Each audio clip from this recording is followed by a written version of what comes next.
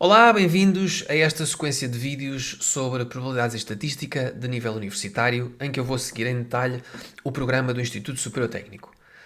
O meu nome é Miguel Magalhães, sou engenheiro do técnico e durante 2 anos dei aulas desta disciplina no Departamento de Matemática do técnico. Esta é uma das razões por que sigo este programa.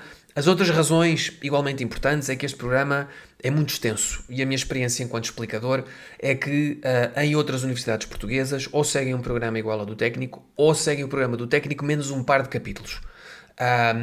Portanto, fazendo vídeos que cubram todo o programa do técnico, acaba por ser útil a estudantes de qualquer outra universidade portuguesa em geral. Recomendo que vejam estes vídeos em alta definição para que se perceba melhor aquilo que eu vou escrevendo no ecrã. De qualquer maneira, tudo o que aparece no ecrã está também disponível para download em PDF. Portanto, podem ficar com os meus apontamentos desta matéria para consulta e estudo futuros de forma completamente grátis. Vocês vão ver que estes apontamentos e que o meu método de ensino nos vídeos é eminentemente prático. Ou seja, para cada pequeno pedaço de matéria, vocês vão ver um pequeno resumo teórico escrito a esferográfica azul e logo de seguida uma sequência de exercícios resolvidos a lápis. Esta diferença de cores, a minha experiência é que acaba por ajudar a organizar as ideias em alunos que estão a aprender pela primeira vez. Se alguma coisa nos vídeos não vos for clara, ou se quiserem ter em mais detalhe as explicações particulares, estes são os meus contactos, o e-mail e um pequeno site, e podem contactar-me sempre que necessário. Com isto, vamos passar ao vídeo da matéria. Bom, neste vídeo vamos tratar do capítulo 8. Ok, estamos já a aproximar-nos do fim. E o capítulo 8 trata de testes de hipóteses. É um capítulo um bocadinho mais extenso, talvez um conceito um bocadinho mais diferente daquilo que estamos habituados nos problemas estatísticos do dia-a-dia. E é o teste de hipóteses, ok? E o que nós vamos ver é testes de hipóteses para o valor esperado, variância e probabilidade de sucesso, portanto o mesmo que vimos no intervalo de confiança. E vamos ver também testes de ajustamento do Q quadrado. Ora bom, capítulo 8. O que nós vamos ver neste capítulo, para começar, vamos seguir o mesmo método de cores que seguimos em todos os vídeos. Tudo o que vocês virem a caneta, portanto escrita azul, a esferográfica, são resumos teóricos. O que vocês virem escrito a lápis são a resolução de exercícios, ok? Tudo o que vocês aqui veem vão ter a oportunidade de fazer download se virem as notas do vídeo, há links para tudo. Portanto, vamos iniciar agora o capítulo 8. Testes de hipóteses é uma coisa um bocadinho mais diferente, um bocadinho mais fina, se quiserem, do que o típico problema estatístico que estaremos habituados no dia-a-dia, ok? Vamos então definir isto com cuidado e vamos pouco a pouco para não darmos passos maiores do que a perna. Ora bem, uma hipótese estatística é uma afirmação acerca de um parâmetro, da distribuição ou da própria distribuição. Ok? Todos os testes têm duas hipóteses. Uma hipótese nula, ou a hipótese principal, que eu chamo H0, ok? Ou a hipótese alternativa, ok? Ou seja, eu vou testar para a hipótese H0, se H0 estiver certo eu fico com ela, se não estiver quer dizer que fico com H1. Okay? Isto em termos muito gerais e pouco rigorosos. O H0 e o H1, por definição, não se devem intersetar. Ok? Bom, agora, quando nós fazemos uma hipótese acerca de uma coisa e dizemos se essa hipótese se a rejeitamos ou se a aceitamos, ou se é verdadeira ou se é falsa, há dois tipos de erros. Há duas situações em que eu cometo um erro e há duas situações em que a decisão é correta. Okay? Portanto, se nós virmos aqui a decisão e aqui a realidade, reparem, se eu rejeito H0 quando na verdade H0 é verdadeiro, eu tenho aqui um erro do tipo 1. Okay? Se eu rejeito H0 quando H0 é falso, então fiz bem. Okay? Se eu não rejeito H0, e nós falamos em rejeitar ou não rejeitar, nunca falamos em aceitar. Ok? Se eu não rejeito H0 quando H0 é verdadeiro, então tomei também a decisão certa. Quando eu não rejeito H0, mas H0 é falso, ou seja, devia ter rejeitado, eu tenho um erro do tipo 2. Ok? Bom, eu chamo então alfa à probabilidade de cometer um erro do tipo 1. Ok? E o que é um erro do tipo 1? É a probabilidade de eu rejeitar H0 quando H0 é verdadeiro. Ok? Que foi o que nós vimos aqui. Rejeitar H0 quando H0 é verdadeiro. Ok? Ou eu posso também cometer um erro do tipo 2, ao qual eu chamo beta. Ok? Beta é cometer um erro do tipo 2. E o que é um erro do tipo 2? É não rejeitar H0 quando o H0 é falso. Ok? Portanto, estas definições de alfa e de beta e do erro tipo 1 e do erro tipo 2 têm que memorizar, elas não aparecem no formulário, ok? E tem que se memorizar porque em exame podem pedir calculo o erro tipo 2. Ou o erro tipo 2 é tanto e nós temos que saber como é que depois metemos isso nas contas, ok? Bom, qual é o processo para fazer testes de hipóteses? Ok? O processo de testes de hipóteses é em tudo igual ao processo dos intervalos de confiança naquilo que diz respeito à escolha da estatística de teste. Ok? Por partes. Começamos por escolher a estatística de teste. Ok? E a estatística de teste é qual? É a mesma que escolheríamos para a variável fulcral se fôssemos fazer um intervalo de confiança, só que esta coisa, ok, que nós chamamos variável fulcral e que agora vamos chamar também estatística, já vamos ver porquê. Se eu quiser fazer um intervalo de confiança, então o meu θ é desconhecido. Se o θ é desconhecido, eu chamo-lhe variável fulcral. O que era uma variável fulcral é uma coisa em que eu sei tudo, exceto o parâmetro que eu quero estimar. Okay? Num teste de hipóteses, o θ é conhecido em H0, porque em H0 eu faço uma hipótese, eu faço um statement, eu digo uma coisa acerca daquele parâmetro, ok? Portanto, eu digo que o parâmetro é conhecido em H0 e, portanto, transforma-se numa estatística, ok? Qual era a diferença entre a estatística e a variável fulcral? A variável fulcral é uma coisa em que eu sei tudo, exceto o parâmetro que quero estimar. Numa estatística é uma coisa em que eu sei tudo, ok? Como só me falta saber o θ e eu assumo que o θ é conhecido em H0, portanto, eu passo a chamar-lhe uma estatística. Ok? Bom. Ora, vamos passar aqui esta figura. Depois de eu escolher a minha estatística de teste, ok? Que vai ser as mesmas. Já agora vamos olhar aqui para o formulário. Nós dissemos que isto aqui era o capítulo 7, ok? Mas se é o capítulo 7, também é válido para o capítulo... Ei. Desculpem. A caneta está aqui a falhar. Se isto é válido para o capítulo 7, também é válido para o capítulo 8. Ok? Bom. Nós dissemos que eu tinha H0 e H1. Ok?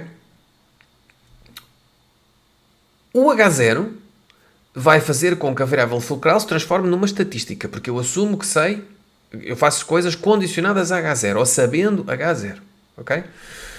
O passo a seguir, a escolher a minha estatística de teste, é fazer o boneco da estatística de teste e calcular a região de rejeição. Ora, o que é a região de rejeição? A região de rejeição começa por saber qual é o valor de alfa, ok? Sabendo o valor de alfa, se se a minha hipótese H1 me disser que o θ, que é o parâmetro que eu estou a testar, é menor do que K, então eu vou meter o alfa todo à esquerda, ok? Ou seja, vamos fazer aqui o boneco. Vamos supor que esta distribuição da minha estatística de teste é normal 0,1, ok? Eu vou meter o alfa todo à esquerda. Vamos pôr aqui, imagina, alfa igual a 10%, ok? E isto aqui vai ser a minha região de rejeição, ok? Nesta situação, em que o meu H1 diz-me que θ é maior do que K, eu vou meter o alfa todo à direita. Ou seja, faço o boneco da minha estatística de teste, ok? E o mesmo alfa de 10% eu vou metê-lo aqui.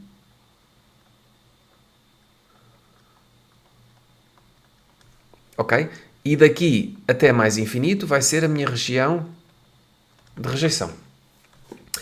Se o meu H1, que é a situação mais comum, me diz que θ é diferente de K, então eu meto alfa sobre 2 à esquerda e alfa sobre 2 à direita, que é a situação que eu tenho aqui neste exemplo. Okay? E a minha região de rejeição passa a ser de menos infinito até menos C e de C até mais infinito. Okay? No passo final, o que é que eu faço? Calculo o T observado. Isto vai-me dar um número. Ok? E eu vejo se este número me cai dentro da região de rejeição, em cujo caso eu rejeito H0. Se me cair fora da região de rejeição, eu não rejeito o H0. Ok? Bom, este processo parece complicado, vocês vão ver que não é. Primeiro passo, escolher a estatística de teste, a mesma coisa que nos intervalos de confiança. Segundo passo, a região de rejeição, é só saber esta regra que aqui está. Espeto com o alfa toda à esquerda, toda à direita ou metade para cada lado. Ok? Passo final, calcular o teu observado e ver se o teu observado calha dentro da região de rejeição ou não. Ok? Bom, vamos então ver um primeiro exercício para começarmos a pôr, enfim, aqui um componente prático por trás de toda esta teoria. Ok? Ora bem, seja x uma normal de parâmetro de valor esperado μ e variância 4, para testar a hipótese H0, μ igual a 1, contra a alternativa H1, μ igual a 2. Ok? Utiliza-se a seguinte região crítica. Região crítica é o mesmo que a região de rejeição. Ok? X barra é maior do que C. Ok? Este problema é um problema mais simples de todos, porque não é sequer preciso irmos à procura de uma estatística de teste, porque eles já nos dizem exatamente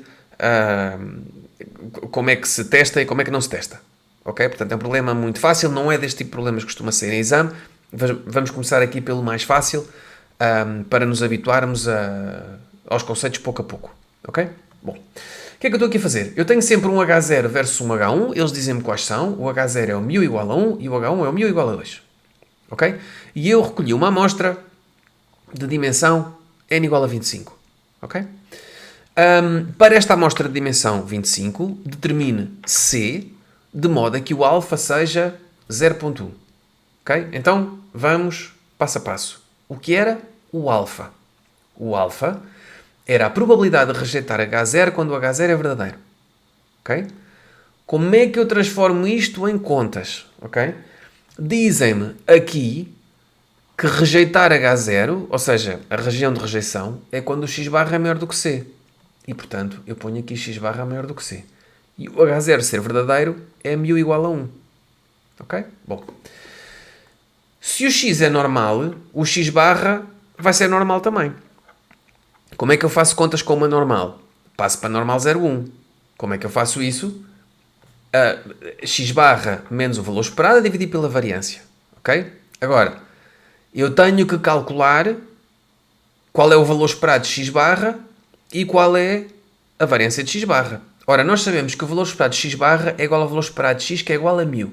Ok? Isto sabemos porquê? Ou decoramos, ou vamos ver atrás qual é a fórmula para combinações lineares, o valor esperado de uma combinação linear. Ok? E o mesmo para a variância. Ok? Isto podemos decorar ou podemos ir atrás e ver como é que se calcula a variância de uma combinação linear. Ok?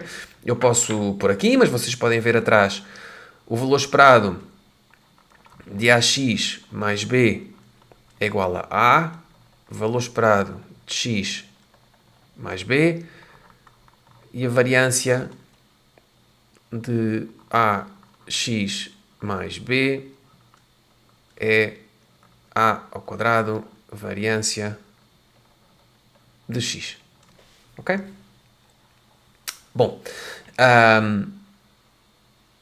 portanto, utiliza-se estas fórmulas para deduzir que a variância do x barra é sigma quadrado sobre n e o valor esperado do x barra que é μ. Ok? Bom, se o z é igual a x barra, então z menos o valor esperado de z sobre o sigma de z é normal 0,1. E é isso que nós temos aqui. Ok? Ora, se o μ é igual a 1, então eu vou substituir 1 aqui nesta conta, ok? O que é que esta conta vai dar? Vai dar C menos 1, porque aqui diz-me que x barra... perdão. Porque aqui o valor é C, ok? Portanto, C menos 1, a dividir por 2, porque a variância é 4, que nós vemos aqui. Portanto, o desvio padrão é 2, a dividir pela raiz de 25, ok? É igual a 0.1, que é o alfa. Reparem que isto aqui começava em alfa, ok? Como é que eu desenvolvo isto? Bom, se maior é o mesmo que 1 menos a probabilidade de ser menor, é igual a 0.1.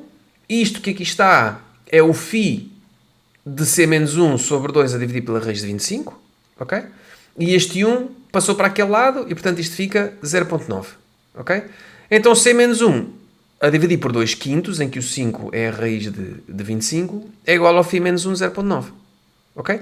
Se formos à tabela, vemos que o φ menos 1, 0.9 é 1.2816, isolamos o C e temos este valor que aqui está, ok? Portanto, se o x barra observado for superior a 1.5126, então rejeitamos H0. Caso contrário, não rejeitamos H0. Ok? Ora bem, a linha B o que é que nos pedem? Determina a dimensão da amostra N e C de modo a que alfa seja igual a 0.05 e B seja igual a 0.10. Bom, temos aqui, enfim, uns cálculos longos, mas que nos vão permitir cimentar o que é o alfa e o beta e o erro tipo 1 e o erro tipo 2, ok? Esse é o propósito deste exercício, é que fique bem dentro das cabeças o que é o erro tipo 1 e o erro tipo 2 e como é que se manipula estas equações. Ora bem, o alfa, como vimos há pouco, é a probabilidade de rejeitar H0, dado que H0 é verdadeiro. O beta é o erro do outro tipo. É a probabilidade de não rejeitar H0 quando o H0 é falso. Ok? Ou seja, não rejeitar H0 quando o H1 é verdadeiro. Ok? Bom, no alfa, são as mesmas contas que já fizemos há pouco, mas vamos aqui repetir. O que era rejeitar H0 é x maior do que C. Ok? E o que é o H0 verdadeiro? É o μ ser igual a 1. Ok? E eu digo que isto é igual a 0.05. O que é que eu faço? Aplico a mesma coisa que apliquei antes, que é pego no x barra, tiro-lhe o valor esperado, divido pelo seu desvio padrão, ok? Em que o valor esperado é este e o sigma é isto, ok? Dado que o μ é igual a 1 e, portanto, este 1 também o posso substituir aqui, ok? E eu fico com probabilidade de W ser maior que C menos 1 a dividir por 2, dividir pela raiz de N, é igual a 0.05, ok? Desenvolvendo isto, eu fico que C menos 1 a dividir por 2, a dividir pela raiz de N, é o φ menos 1 de 0.95, ok? E, portanto, é esta equação que aqui está, tem que me dar 1.6449, ok? Portanto, isto é o mesmo que fizemos na linha A, mas na linha A nós tínhamos um alfa igual a 0.1, aqui, ok? E neste temos um alfa igual a 0.05, ok? E neste caso temos duas incógnitas, que é o C e o N, e por isso é que nos dão também o beta. E com o beta nós vamos calcular aqui outra equação para ir buscar a outra incógnita. O que é o beta? Vimos aqui em cima.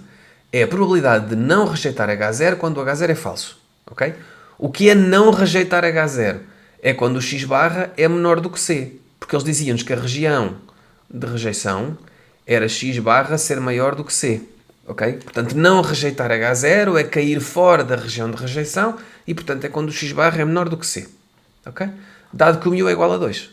Ok? Ora, se o μ é igual a 2 e se isto é uma normal, eu vou fazer exatamente a mesma coisa. Vou sempre passar para normal 0,1, portanto, pego no x barra, tiro-lhe o seu valor esperado, divido pelo seu desvio padrão, que é este, ok? E porquê? Recordem uma vez mais, calculámos aqui em cima que o valor esperado de x ao quadrado era μ e que e a variância de x barra era sigma quadrado sobre n, ok? Bom, avançando, dado que μ é igual a 2, ok? Este μ igual a 2 vai passar para aqui, ok? Ora, a probabilidade de W ser menor que C menos 2 a dividir por 2 sobre a raiz de n é igual a 0.1, o que significa que isto que aqui está é o φ menos 1 de 0.1. Vamos à tabela ver quanto é que é e temos este valor, ok? Ora, pegamos nestas duas equações, esta que aqui está e esta que aqui está, e temos um sistema de duas equações, a duas incógnitas aqui. Ok? E portanto isto dá-me que o N tem que ser pelo menos 35 e o C 1.5621. Ok? Ora, a linha C. Suponha que para amostras de dimensão 2 dessa população se fixa o seguinte teste. Rejeita-se H0 se x barra maior que 1,5. Calcule as probabilidades dos erros de primeira e segunda espécie. Ok? Bom, para já, esta amostra de n igual a 2 é muito pequena. Ora, nós sabemos, para amostras pequenas, provavelmente os erros vão ser maiores, porque a variância é maior. Ok? Isto, enfim, não sei se tem esta sensibilidade, mas é logo uma suspeita inicial. A amostra pequena normalmente dá asneira. Ok? E é por isso que nós temos que ir à procura de amostras maiores, é precisamente para mitigar a variância e mitigar os erros. Mas vamos demonstrar isso precisamente com cálculos. Ora, eles dizem-me que o n é igual a 2 e eu tenho aqui uma região de rejeição que é quando o x barra é de 1/5 para a frente. Ok? Ora bem, o que era o alfa? O alfa, uma vez mais, é a probabilidade de rejeitar H0 quando H0 é verdadeiro. Ok? Rejeitar H0, dizem-nos aqui, é x barra ser maior que 1.5 e o H0 ser verdadeiro quer dizer que μ é igual a 1. Okay? Uma vez mais, isto é uma normal, eu vou passar para normal 0,1, já fizemos isto várias vezes só neste exercício, ok? E dado que o μ é igual a 1, significa que eu pego neste 1 e substituo aqui, ok? E então dá-me esta probabilidade, e isto eu avanço aqui para a frente, assumindo que isto já é óbvio, significa que me dá 0.3632, ok? O beta, que é a probabilidade de rejeitar H0, dado que H0 é falso, é o quê? Bom, rejeitar H0 significa que isto aqui é não rejeitar H0. Desculpem, eu vou corrigir isto no PDF e o PDF que vocês tiverem já vai estar correto. É não rejeitar H0, dado que H0 é falso, ok? Ora, o x barra menor ou igual a 1.5 é não rejeitar H0. Recordem, nós tínhamos aqui, dizíamos que rejeitar H0 é daqui para a direita. Portanto, não rejeitar H0 é daqui para a esquerda. Ok? Tá? Ora, então, não rejeitar H0 é o x barra ser menor ou igual a 1.5, dado que μ é igual a 2. Ou seja, H0 é falso. Significa que assumimos que o H1 é verdadeiro e o H1 diz-nos que o μ é igual a 2. Ok? O que é que nós fazemos? Passamos isto para normal 0,1, como sempre, e vamos pegar neste μ igual a 2, que me estão a dizer que sabemos, ou assumimos que, e vamos metê-lo aqui. Ok? Portanto, isto dá-me esta probabilidade, que é o φ de menos 0,35, que é isto que aqui está. Ok? Ora, estamos ainda a começar o capítulo 8 e talvez esta sensibilidade ainda não esteja sólida. Mas os níveis tradicionais que nós utilizamos de alfa são à volta de 1%, 5%, 10%. Okay? No máximo 15%. Okay? O que significa que alfas e betas à volta de 36% é extremamente elevado. Okay? E portanto o que eu digo aqui, alfa e beta são muito maiores do que os níveis tradicionais. Com um n tão pequeno é de esperar a probabilidade de errar ser maior. Okay? E portanto esta sensibilidade de que amostras pequenas dá origem às asneiras grandes fica aqui confirmada com este exercício. Exercício 8.3. O 8.3 não é ainda o exercício típico de exame, mas é um exercício que nos vai fazer, uma vez mais, cimentar com mais detalhe esta história do alfa, do beta, R tipo 1 e R tipo 2. Okay? Vamos então a ele. Para testar a hipótese de H0, P igual a 1,5, contra H1, P igual a 3 quartos, em que P é a probabilidade de obter cara no lançamento de uma moeda, com base no número de caras saídas com o lançamento de uma moeda 4 vezes consecutivas. Consideram-se as seguintes regiões críticas, e consideram estas que aqui estão. Ok? Bom, este exercício, enfim, tem aqui uma tabela que parece que é para ajudar eu acho que acaba por criar confusão, mas enfim, já vos explico porquê. O que é que nós temos aqui?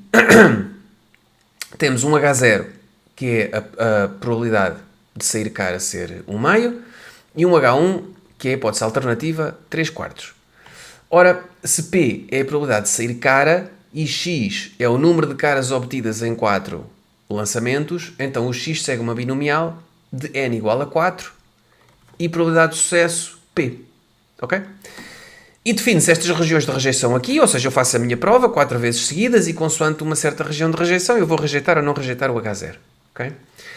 E o que eles depois dão aqui é precisamente a aplicação da binomial para calcular qual é a probabilidade de sair 0 caras quando o P é 0.0625 ou quando o P é 3/4.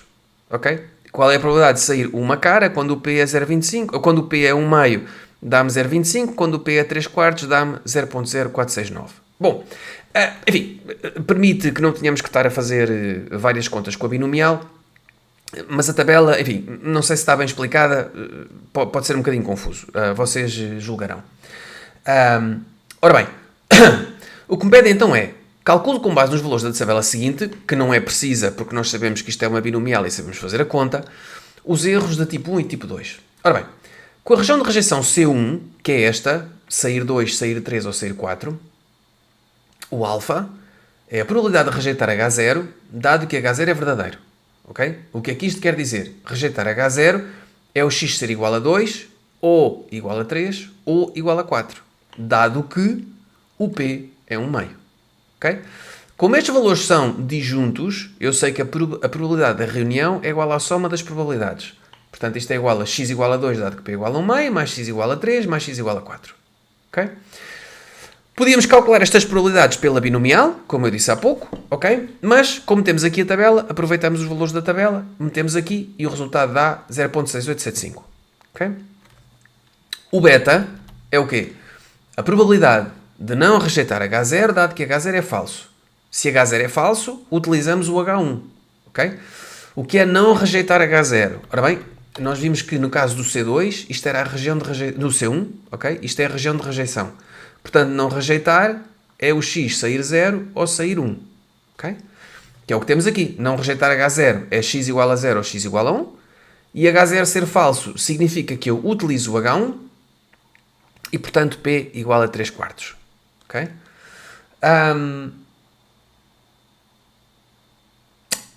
Como eles são disjuntos, tal como fizemos há pouco, a probabilidade da reunião é igual à soma das probabilidades e, portanto, temos x igual a 0, dado que P é igual a 3/4, mais x igual a 1, dado que P é igual a 3/4. Okay? Vou buscar os valores à tabela ali ao lado e tenho este valor que aqui está. Okay? E depois repito exatamente a mesma coisa para a região de rejeição C3 e a região de rejeição C2. Os cálculos são exatamente os mesmos, apenas as regiões de rejeição são diferentes. Ok? E dá-me estes valores todos que aqui estão. Ok? Não vale a pena estarmos aqui a cantar estas contas, porque elas são exatamente as mesmas. Bom, e depois tenho aqui uma conclusão, que é esta. Com a região de rejeição C1, C2 e C3, eu tenho o erro alfa e o erro beta. Ok? O que é o ideal? É que tanto um como o outro sejam pequenos. Ok? O valor, e vocês veem aqui, no caso do C1 temos um alfa muito grande e um beta bom. No caso do C3 temos um alfa bom e um beta muito grande. No caso do C2 temos os dois assim médios. Ok? Portanto, não sabendo nada, a melhor solução de compromisso é o C2. Porém, na vida real aquilo que nós temos que ver é o custo de cada tipo de erro. Okay? E nós, neste caso, não sabemos qual é o custo de eu cometer um erro numa moeda que sai caras e que não sai caras. Não sabemos porque não nos dizem. Okay? Mas, deixem-me dar-vos um problema, enfim, que não é real, mas é ilustrativo. Imaginem que eu sou produtor de pacotinhos de açúcar. Okay? E tenho uma máquina que comprei, que foi cara, para fazer o empacotamento dos pacotinhos de açúcar, daqueles que se mete no café.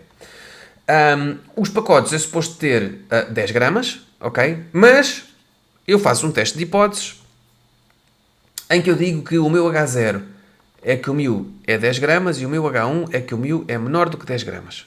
Ok? Porque eu estou com uma suspeita que se calhar alguns pacotes não estão cheios o suficiente, então vou fazer este teste de hipóteses. Recolho uma amostra, faço o teste e depois vejam. Se eu rejeitar H0, dado que H0 é verdadeiro, ok? Portanto, na verdade, os pacotes têm 10 gramas, mas eu vou pensar que o H1 é que está certo. Ok? O que é que eu vou fazer? Bom, vou gastar dinheiro em comprar uma máquina nova quando não fazia falta. Vou pegar na máquina existente e vou regular aquilo para meter mais açúcar, que não era preciso, porque na verdade os pacotes já têm 10 gramas, mas eu acho que têm menos. Portanto, vou gastar mais açúcar de forma desnecessária. Por outro lado, se calhar vou ter os clientes mais satisfeitos, porque pagam pacotes de 10 gramas e na verdade têm 11 ou 12 ou 13, enfim, vão ficar contentes por ter ali açúcar grátis. O outro tipo de erro, não rejeitar H0, dado que H0 é falso, o que é que significa? Ora, se eu não rejeito H0, significa que eu vou acreditar que tenho lá 10 gramas. Ok?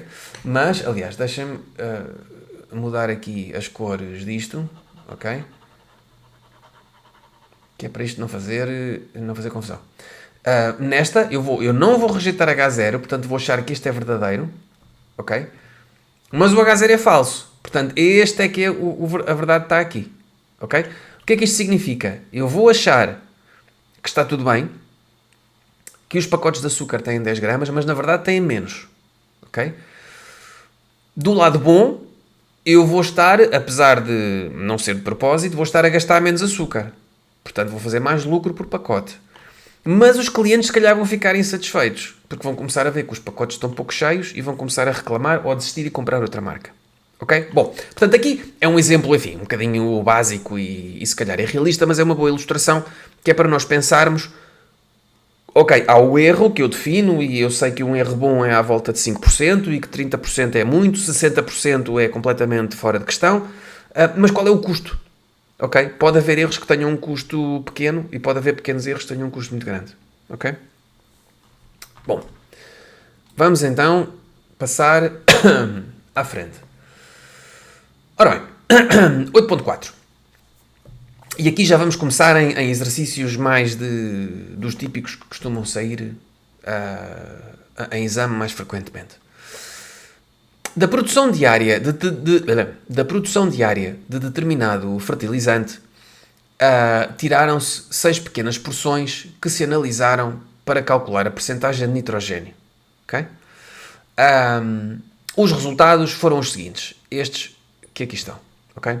Sabe-se por experiência que o processo de análise fornece valores com distribuição que se pode considerar normal com sigma quadrado igual a 0,25. Portanto, vejam, nós dissemos que no capítulo 8 dos testes de hipóteses, nós vamos buscar aquilo que chamaríamos variável fulcral se fosse o intervalo de confiança, mas vamos chamar-lhe estatística de teste. É a mesma. Portanto, o que é que nós estamos aqui a falar? Estamos a falar de uma população normal, com o μ desconhecido, portanto é o μ que eu quero testar, e sigma quadrado conhecido. Ok? E o teste era este que aqui está. Ok? Ora, esta é a estatística de teste que vamos utilizar. O que me pedem na linha A é: suportam as observações a garantia de que a percentagem esperada de nitrogênio μ é igual a 6% ao nível de significância 10%. Ora, nível de significância é o alfa. Ok? Eles pedem para testar, no fundo, se o μ é igual a 6. Contra a hipótese alternativa, assumimos nós do μ ser diferente de 6. Ok? Como eu disse há pouco, esta é a estatística de teste. Ok? Como o H1 tem o sinal de diferente, o que eu vou fazer é, vou pegar aqui, vou desenhar o boneco da minha estatística de teste, que é uma normal 0,1, e vou meter metade do alfa para cada lado. Ok? Se o alfa são 10%, eu vou meter 5% da área aqui e 5% da área aqui. Ok? Com este 5% da área aqui, sendo uma normal 0,1, eu sei que este ponto é o simétrico deste, ok? E o B vai ser o φ menos 1 de 0,95. Porquê 0,95? Porque a área daqui para a esquerda são os 0,9 que estão aqui no meio, mais os 5% que estão aqui deste lado. ok? O valor é 1.6449. Portanto, a região de rejeição vai de, eu aqui coloquei com letras, mas vai de, região de rejeição vai de menos infinito até menos 1.6449, reunido com 1.6449 até mais infinito. Ok? E depois eu vou calcular o meu T observado. Ora bem, o que é o T observado? É pegar nisto que aqui está e espetar números. Ok? E que números é que eu vou espetar? Ora, o μ é 6. Porquê que é 6? Porque é sobre essa hipótese que eu estou a trabalhar. Ok? Portanto, 6. O sigma é-me dado aqui. Ok? Portanto, sigma quadrado é 0,25. O sigma é raiz de 0,25. Está aqui. E o n são 6 porque é o tamanho da amostra que aqui está. 1, 2, 3, 4, 5, 6. Ok? Substituo também o x barra. E o x barra é o quê? Eu calculo o x barra através disto que aqui está. Ok? Este, mais este, mais este, mais este, mais este, mais este, a dividir por 6. Ok? Espeto-lhe o valor de x barra e vai-me dar menos 0.481. Ora, menos 0.481 está mais ou menos aqui. Ok? E, portanto, está fora da região de rejeição. Ok? Como podem ver aqui, não pertence a esta região de rejeição. Portanto, se não pertence à região de rejeição, logo, não rejeita H0. Ok? Bom, vamos agora aprender um conceito importantíssimo que sai... Enfim, não só é importante porque sai em quase todos os testes, mas é um conceito muito importante e às vezes muito pontapeado na vida real, ok? E é pontapeado porque, enfim, vemos na televisão obras de jornalismo que não sabem o que estão a dizer. Na vida empresarial também o conceito do p-value é muito falado e pouco conhecido, ok? Digo-vos de experiência. Bom, o que é o p-value? Estão aqui duas definições que, se nós tivermos máquinas de calcular gráficas precisas, as duas definições vão nos dar a mesma coisa, ok? Mas se tivermos tabelas, vão dar coisas ligeiramente diferentes porque as tabelas têm saltos, ok? O valor, o p-value é o maior valor de alfa para o qual não se rejeita H0. Ok? Esta é a minha definição, enfim, é a definição que me é mais fácil de explicar, mas vocês vão ver que é outra que é a mesma coisa. Vamos então aqui por partes e fazer aqui um desenho. Ok? Imaginem que eu tenho aqui a distribuição da minha estatística de teste, ok? T. E eu tenho aqui o meu T observado. Ok? Ora, e isto é um teste em que o H0 é qualquer coisa e o H1 tem o sinal de diferente. E, portanto, como tem o sinal de diferente, eu meto alfa sobre 2 para cada lado. Ok? E vamos supor que eu começo com um alfa igual a 10%. Ok? Dá-me 5% para cada lado. Portanto, eu meto 5% aqui e meto 5% aqui. Ok? Agora, vamos supor que eu começo a aumentar o alfa. Ok? E vou pôr aqui, a vermelho, um alfa igual a 15%. Ok? Um alfa igual a 15% já é 7,5% para cada lado. Portanto, eu começo, no fundo, a estreitar o canal pelo qual o teu observado se safa ou não se safa, ok? E vamos supor que um alfa de 15%, alfa sobre 2 para este lado, portanto ele continua para ali, e mais para este lado, ok? E vamos supor que um alfa, imaginem, não, agora vou ter que mudar aqui de cor, vamos fazer aqui azul, um alfa igual a 20%, ok? Calha-me aqui mesmo pertinho do teu observado, ok? Que se fosse 20 mais qualquer coisa, já batia no teu observado, ok? Este alfa igual a 20% é o p-value. Ou seja, o maior valor de alfa para o qual não se rejeita H0. Portanto, é aquele valor de alfa em que eu vou aumentando o alfa pouco a pouco, vou experimento, até ficar ali mesmo ao pé do teu observado, mas ainda não bater no teu observado. Ok? Obviamente, se eu tivesse uma calculadora gráfica ou se estivesse a fazer isto em computador, o p-value é aquele que me vai ficar exatamente em cima do teu observado. Ok? Mas como nós temos tabelas, ou temos uma definição ou temos a outra. Ok? E por isso eu prefiro esta... enfim, as duas vão dar valores muito parecidos. Esta, para mim, é a mais intuitiva e a mais fácil de explicar. Ok? Bom. Vamos então passar aqui de volta ao problema. E o que é que me dizem na linha B? Desculpem. Ups. Ok. A linha B. Isto não está para cima, não sei porquê. Diz-me, responda à linha anterior usando o valor P. Ora bem, o que é que eles nos pedem? Portanto, eu tinha um T observado igual a menos 0.481. Ok?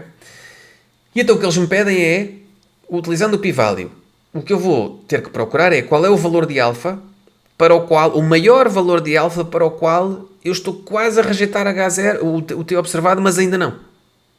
Ok? O valor mais próximo que eu tenho do T observado nas tabelas, e aqui nós temos que ir à procura na tabela, eu tenho aqui menos 0,40, é o valor que temos na tabela, que é mais próximo do T observado, sem que este entre na região de rejeição. Ok? Portanto, estou a utilizar a definição número 1. Ok? Ora, se este valor que aqui está é o 0,40, isto corresponde a que alfa? Eu sei então que alfa sobre 2 é igual ao φ de menos 0,4. Ok? O que me vai dar... que o p-value seria 0.6892. Ok? Que é maior do que 0.1 e que, por sua vez, eles nos dizem aqui com o nível de significância a 10%. Outra coisa que nós podemos dizer sobre este p-value é compararmos o p-value para os níveis de alfa habituais. Quais são os níveis de alfa habituais? A alfa igual a 5... 10 ou 15%. Estes são os níveis habituais que se consideram os normais de alfa. Portanto, se o p-value é muito maior do que os níveis habituais, significa que esta não rejeição é uma não rejeição sólida. Ok? E porquê? Porque para os níveis habituais, com este eu também não rejeitava, com este eu também não rejeitava e com este eu também não rejeitava. Ok?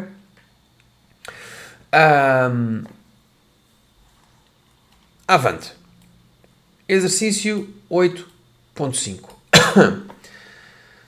Uma máquina de ensacar açúcar está rolada para encher sacos de 16 kg. Para controlar o funcionamento, escolheram só ao caso 15 sacos da produção de determinado período, tendo-se obtido os pesos seguintes. Ok? Estes todos que aqui estão. Admitindo que o peso de cada saco possui distribuição normal, que conclusão se pode tirar sobre a regulação da máquina? Ora bem, portanto, temos aqui várias coisas. Vamos lá por partes. O X é o peso de um pacote de açúcar. Ok? Eu tirei 15 sacos ao acaso. Portanto, eu vou ter esta informação toda. Cada XI segue uma distribuição normal de valor esperado 1000 e variância sigma quadrado. Notem que aqui também não me dá um sigma quadrado. Portanto, eu já sei que se me pedirem um teste de hipóteses, eu tenho que ir procurar a mesma variável fulcral que eu utilizaria para um intervalo de confiança de uma população normal com o 1000 e o sigma desconhecidos. Ok? Bom, diz aqui que conclusão pode tirar sobre a regulação da máquina. Não me dizem nenhum alfa. Ok? Quando não me dizem nenhum alfa, eu da minha cabeça pego nos alfas habituais, que são 5 e 10%. Ok? E faço o teste de hipóteses. Ora bem, o meu teste é 1000 igual a 16 versus 1000 diferente de 16, porque é isto que eu quero testar, se a máquina está a ensacar aquilo que devia ensacar. A estatística de teste é esta, uma vez mais. É o mesmo que eu iria buscar se quisesse fazer um intervalo de confiança para 1000 de uma população normal, na qual eu desconheço o 1000 e o sigma quadrado. Ok?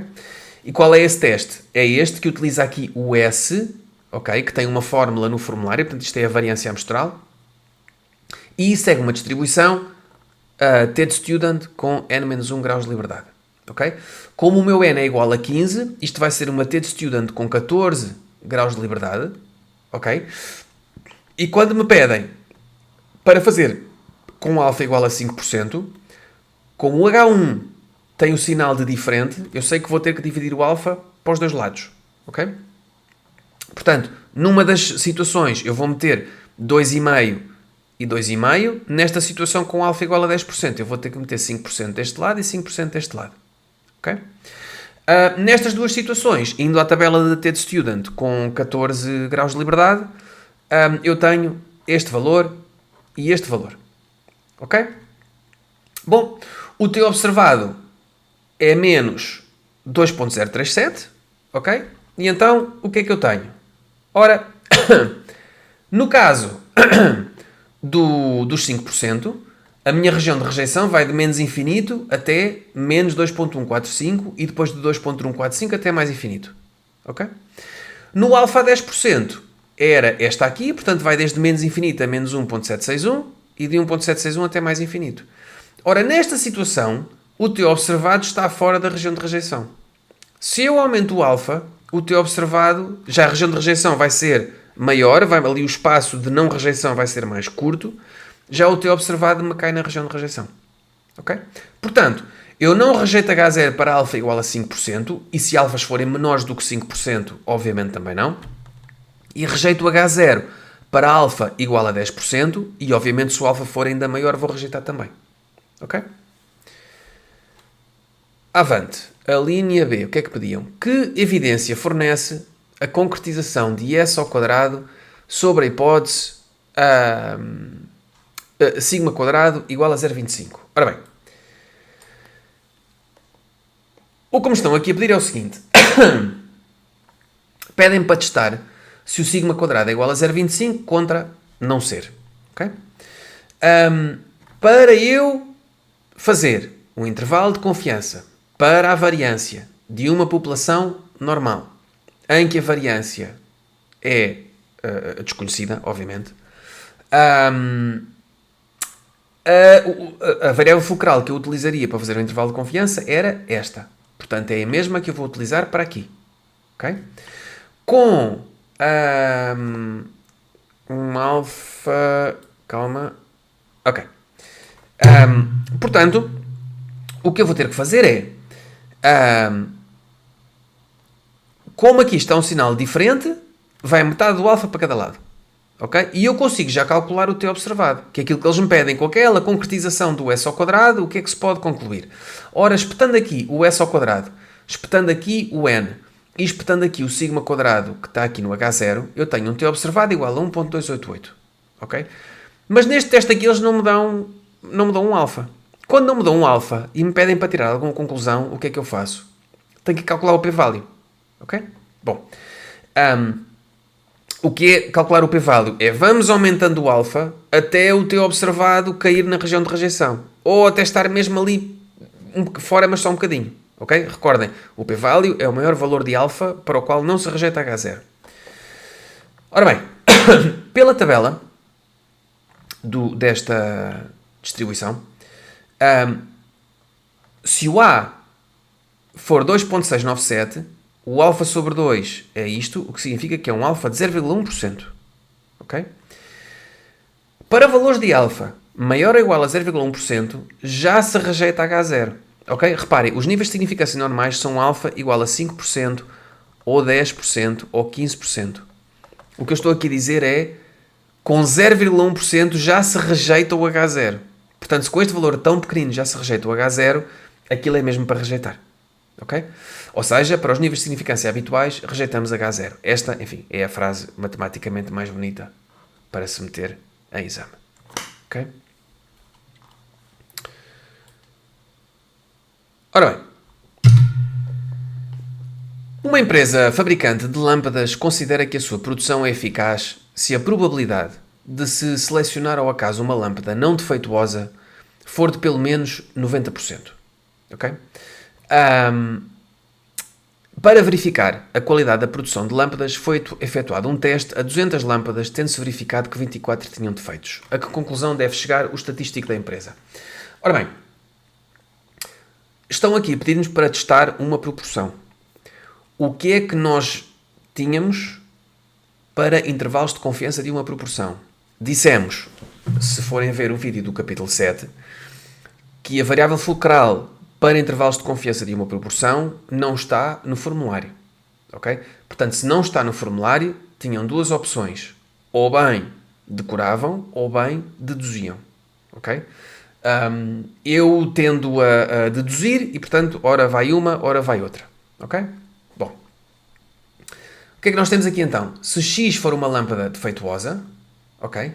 E a produção é eficaz se a probabilidade de não ser defeituosa é maior ou igual a 0.9, ok? Se eu tiver 200 lâmpadas e 24 com defeito, o meu X vai ser uma distribuição de Bernoulli, ok? Em que lâmpada defeituosa ou sucesso ou insucesso, ok? Mas se eu definir um Y, que é o número de lâmpadas defeituosas em 200, o Y vai ser uma binomial NP, em que o N é igual a 200 e o P é aquilo que eu não sei e que quero testar. Ok? Mas este Y também é o somatório dos XIs. E como são mais do que 30, isto também vai ser uma distribuição normal. Ora, se vai ser uma distribuição normal, eu posso tirar-lhe o valor esperado e dividir pelo desvio padrão. Que se eu for ao formulário, no caso da binomial, o valor esperado é NP e o desvio padrão, a variância é isto, portanto o desvio padrão é a raiz disto. E isto segue aproximadamente uma distribuição normal 0,1. Ok? Agora, quando eu estava a fazer testes de hipóteses, como eu queria isolar o P e me aparecem P's aqui e P's no denominador, o que é que nós dissemos? Bom, vamos substituir no denominador, vamos substituir o P por um P chapéu, que vai ser o somatório de xi sobre n. Ok? Aqui já não precisamos, porque como isto é dado H0, eu substituo em todos os P's o P que estiver no H0. Ok? Portanto, é a pequena diferença que aqui aparece. Então, no H0 eu digo que o P é igual a 0.1, ok? Que é a probabilidade de a lâmpada ser defeituosa, ok? E o H1 eu digo que P ser maior do que 0.1, porque é o que não convém. Ora bem, reparem, nós dizemos que ficamos, vá lá, contentes com 90% de lâmpadas boas. Ok? 90% de lâmpadas boas é um P igual a 10%. Ok? Mas se eu tiver 95% de lâmpadas boas, isto dá-me um P de 5%, mas que também é bom. Aliás, até é melhor. Ok? Portanto, aqui eu quero testar se o P é igual a 0.1, mas o H1, que é aquela hipótese que não convém, é se o P for maior do que 0.1. Aqui é que eu tenho um problema. Ok? Normalmente em exame, dos exercícios que eu tenho visto, eles são mais específicos sobre a definição do H0 e do H1. Mas quando não são, temos que pensar um bocadinho o que é o H0, o que é o H1, ok? Em que o H1 é aquilo que não convém, é aquilo que me dá problemas, ok? Ora bem, como eu tenho um H1 com o sinal de maior, o que é que eu faço ao alfa? Tenho que meter o alfa tudo à direita, ok? E então é o que eu vou fazer, ok? Vou meter o alfa aqui todo, eu tenho aqui o T observado, que eu já posso calcular, ok? Que me dá 0.94. Eu meto o 0.94 aqui, ok? E vou ver qual é que é o alfa, onde eu não rejeito H0, mas quase, ok? E o que é que eu obtenho? Não se rejeita H0 para alfa menor ou igual a 17.36, ok? Ou seja, para os níveis habituais de significância. Como é que eu calculei este alfa? Fui à tabela e fui vendo com alfas progressivamente maiores quando é que eu estava quase a bater no 0.94 sem lá chegar. Ok? Ou estando mesmo em cima, caso eu tenha essa sorte. Ok? Ora bem. Temos aqui mais um teste e este teste é diferente. Ok? O que nós estivemos a fazer até agora, tanto em intervalos de confiança como em testes de hipóteses, é... Há um parâmetro que eu não sei qual é, tenho uma hipótese sobre este parâmetro e vou testar se está certo ou se não está. Este último teste é um teste de ajustamento, que é um teste sobre a distribuição. Eu acho que esta distribuição é X, quero testar se é ou se na verdade não é. Ok? Como é que isso se faz? Bom, faz-se através de um teste de ajustamento, ok? Em que pretendemos testar se uma variável aleatória segue uma dada distribuição ou não, ok? O que nós fazemos é esta estatística de teste que aqui está, segue uma distribuição Q quadrado com estes graus de liberdade que aqui estão e já vamos ver o que é que isto significa. Tá? E o alfa é sempre à direita, ok? Seja qual for o H1, em que o H1, neste caso estas distribuições segue esta distribuição ou não segue. Neste caso específico, o alfa mete sempre toda à direita, ok? O que é este K, este beta e este U e este OI e tal? O K é o número de classes. Ok? E classes são as divisões que eu vou fazer dos meus dados. Ok? Vou ter que dividir os dados em grupos. Cada grupo é uma classe. Já vamos ver vários exemplos. O OI é a frequência absoluta observada na classe I. O EI é a frequência esperada. Esperada que utilizando a distribuição que eu acho que é. A distribuição que eu estou a testar. Ok? Enquanto que o OI foi o teste específico que eu fiz, o EI é aquilo que eu esperaria se acreditasse na minha distribuição. E, portanto, qual é essa frequência absoluta esperada? É o N, ou seja, a dimensão da amostra, vezes a probabilidade, na minha hipótese, de cair dentro daquela classe. Okay?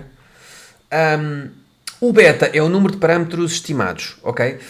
Aqui, enfim, estamos em 2023... Para o técnico, atualmente, assume-se que o beta é sempre zero. Okay? Antigamente havia alguns parâmetros estimados e o beta tinha um valor. Agora assume-se sempre com beta igual a zero. Okay? Ora, e depois há aqui uma nota. Os EIs não podem ser demasiado pequenos. Okay? E então a regra para os EIs têm que ser todos maior ou igual a 1. Ok? Portanto, tem que haver pelo menos uma observação a cair nesse AI e pelo menos 80% dos AIs têm que ser maior ou igual a 5. Ok? Caso contrário, temos que juntar classes adjacentes numa só.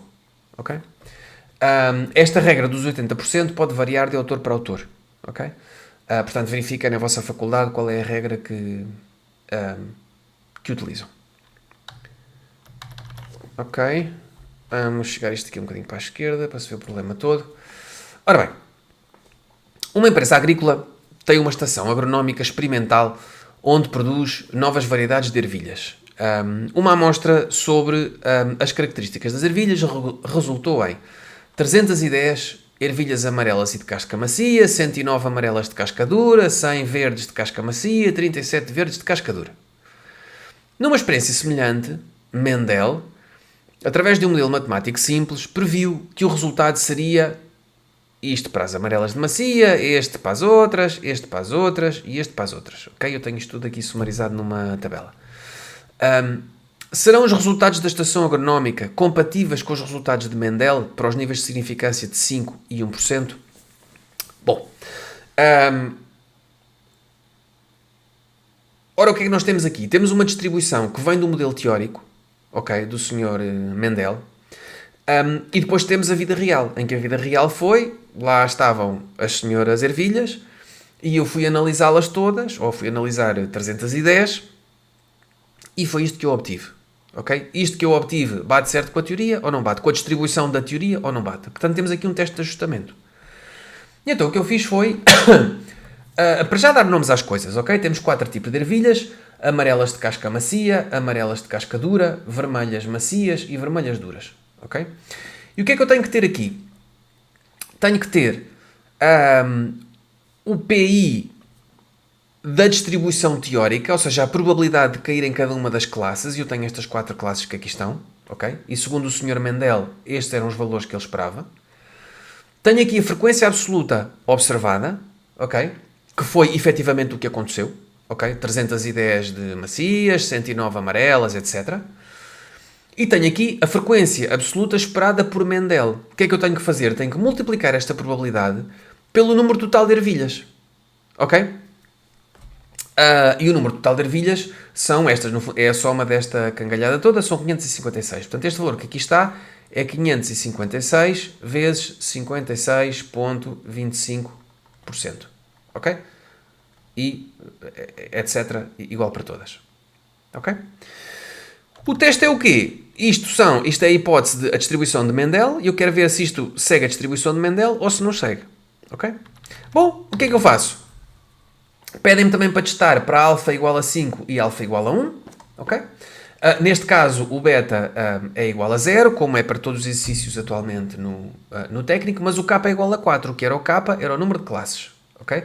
Portanto, esta distribuição que aqui está vai-me seguir uma distribuição do π² com 3 graus de liberdade, ok? Então eu vou à tabela do π² com 3 graus de liberdade e sabendo que aqui o alfa é igual a 5%, eu vou ver qual é que é este valor e este valor dá-me 7.815. Já aprendemos a tabela do π² em capítulos anteriores, não vale a pena repetir. Para esta, com um alfa igual a 1%, ok? Esta tabela diz-me que este valor são 11.34, ok? Ora, o que é observado, fazendo esta conta toda que aqui está, ok? Substituindo os OIs aqui, os EIs aqui e aqui, fazendo esta conta toda, eu tive que o meu Q observado é 0,56. Ok? Ora, se o Q observado em 0,56, tanto na situação de alfa igual a 5 como na situação de alfa igual a 1, o Q observado está muito longe da região de rejeição. Ok? Portanto, alfa não é rejeitado para nenhum dos alfas considerados. Ok? 8.16. Portanto, mais um exercício de testes de ajustamento. Ora bem, suponha que o Departamento de Defesa acredita que a distribuição de probabilidade do número de avarias durante uma dada missão ocorridas em determinada zona do submarino Polaris segue uma distribuição de Poisson. Os dados relativos a 500 destas missões são os seguintes. Portanto, eu tenho aqui o número de falhas por missão e o número de missões. Ok? Teste ao nível de significância de 5%. Da referida variável aleatória possuir uma distribuição de Poisson com valor esperado igual a 1. Ok? Portanto, temos aqui um teste de ajustamento. Ok? Temos um alfa, portanto, o x é o número de avarias do submarino Polaris numa missão. Ok? Tenho um n igual a 500 missões, tenho um alfa igual a 5% e o meu teste de hipótese é isto é uma Poisson de lambda igual a 1 ou não é uma Poisson de lambda igual a 1. Ok? Então o que é que eu vou fazer? Vou pegar nesta tabela que aqui está à direita, ok? E vou pô-la aqui, mas com os meus OIs e os meus PIs e os meus EIs, ok? Bom, isto é o número da classe, ok? Isto é o número de falhas, ok? Portanto, a classe I igual a 1 é a classe das 0 falhas. Teve 185 observações. Pela Poisson, e aqui o que eu estou a fazer é uma Poisson de... aliás, o cálculo está aqui. Ok. Ok. Isto é uma Poisson de lambda igual a 1, a probabilidade de x ser igual a 0. Ok? E isto é o EI, que é o n vezes o PI 0, ou seja, 500 vezes este valor que aqui está, dá-me 183.9. Ok? Bom. Onde é que está aqui o cálculo da Poisson? Portanto, o P1, 0, é a probabilidade de x pertencer a C1, ok? Dado que é uma Poisson de lambda igual a 1. Ok? Ou seja, é a probabilidade de x igual a 0, dado que é uma Poisson de lambda igual a 1, ou seja, este valor que aqui está, que foi o que eu ali pus. E depois faço o mesmo para todas. Isto aqui são todos os OIs, isto aqui são todas as Poissons e isto aqui são todos os valores, as observações, as frequências absolutas esperadas. Ok? Faço estes cálculos todos. Ok? Recordem que o I igual a 5, este cálculo é a probabilidade de x ser maior ou igual a 4, portanto eu tenho que calcular 1 menos a probabilidade de x ser menor do que 4, ok? Que me dá este valor que aqui está, mas isto nesta altura assumimos que já é básico para vocês. E depois tenho aqui a estatística de teste, que é aquela que já sabemos para todos os testes de ajustamento.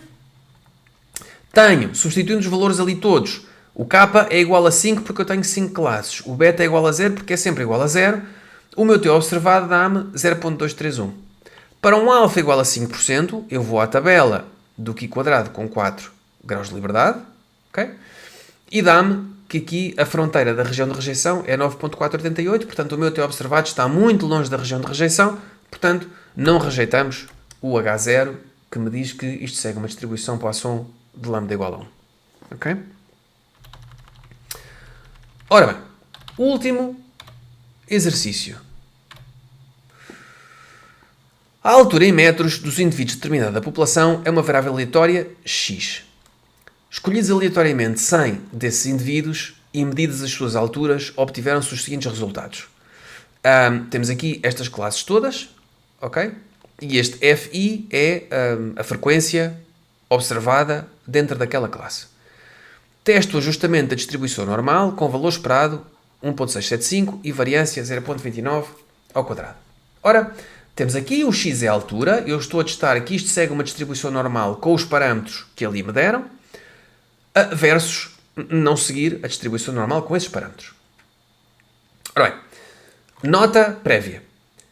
É importante recordar que, ok, num teste de ajustamento, as classes que escolhemos têm que abranger todo o domínio da distribuição. Ok? Portanto, se me estão aqui a dizer que eu estou a testar isto para uma distribuição normal, eu preciso de ter classes que vão de menos infinito até mais infinito. Ok? Bom, recordem que no anterior este problema não tinha saído porque estávamos a testar para uma Poisson e eu tinha classes de 0 até mais infinito. Ok? Mas já lá estava no problema. Neste aqui não tem, eu tenho que acrescentar. Ok? Ora bem, o que é que eu tenho que acrescentar então? Bom, falta-me uma classe que vá de menos infinito, ok, até 1.595 e outra que vá de 1.745 até mais infinito. Ok? E é isto que eu aqui acrescentei. Ok? Acrescento esta classe aqui que não estava e esta classe aqui que não estava. Ok? Como não estava, a observação empírica é 0. E a observação empírica também é 0. Ok? Ora bem, eu meto aqui os valores todos, ok? Calculo estas probabilidades todas que aqui estão. Já vamos ver abaixo como é que eu os calculei. Enfim, que nesta altura deve ser bastante simples. E dá-me estes valores todos que aqui estão. Vamos ver aqui um exemplo de uma probabilidade. O PI 0, ok? O P1 0. Portanto, é esta que está aqui, que fui eu que acrescentei. É a probabilidade do x pertencer à classe 1, dado que o x é normal com estes valores, ok? O x pertencer à classe 1 é a probabilidade de x ser menor do que 1.595, dado que x é esta distribuição normal. Ok? Como é que eu faço contas com o normal? Pela milésima vez. Pego na variável, tiro-lhe o desvio padrão, divido pelo sigma e isso segue uma distribuição normal 0,1. Ok? Portanto, esta probabilidade dá-me o φ de menos 2,76, que é este valor que aqui está. Ok? E eu calculo estas probabilidades todas para todas as classes que aqui estão. Ok? Agora notem, havia uma regra que dizia que todas as classes tinham que ter o valor pelo menos maior ou igual a 1. Esta não é maior ou igual a 1, ok? Esta também não é maior ou igual a 1, ok? Portanto, o que eu faço, quando não tenho esta condição, quando não se verifica, junto classes adjacentes, ok? E juntar classes adjacentes neste caso vou juntar estas duas e vou juntar estas duas numa só. E isto vai-me dar uma nova tabela, que é esta que aqui está. Ok? Ao utilizar esta tabela que aqui está, ok? Eu agora já posso fazer as contas todas. Já tudo bate certo com as regras que eu tinha. Ok? Depois, calculo o meu T observado. Ok? Recordem-se que aqui eles não me davam o alfa. Portanto, quando não me dão alfa, eu tenho que calcular o p-value. E comparar o p-value com os valores de alfa habituais. Eu tenho neste momento 5 classes, portanto substituo o k por 5, o beta é sempre 0, isto vai-me dar um Q quadrado com 4 graus de liberdade. O meu T observado, que é pegar nestes valores que aqui estão e substituí-los aqui, dá-me 0.7145. Ok? Ora, se eu tenho aqui o T observado, na tabela, o valor de alfa, onde o maior valor de alfa para o qual eu não rejeito H0, ou seja, vou aumentando o alfa pouco a pouco, até que esta região de rejeição esteja muito perto de H0, mas que ainda não o ultrapasse, ok? Portanto, começo aqui de pequeninos e vou subindo para aqui, ok? É um alfa igual a 92,5%. Ora, isto é muito maior do que os níveis habituais de significância, que são, uma vez mais, 5, 10 ou 15% no máximo, ok? Portanto, para um alfa tão grande, não se rejeita H0 para todos os alfas menores ou iguais a 92,5, ou seja, para os alfas habituais, ok? E pronto, acho que fomos bastante exaustivos em testes de hipóteses. Temos ainda mais um vídeo, que será o vídeo da resolução de exercícios de exame, onde voltaremos a este tema e vamos resolver mais um ou dois problemas que tenham sido em exame sobre esta matéria. Obrigado e até o próximo vídeo.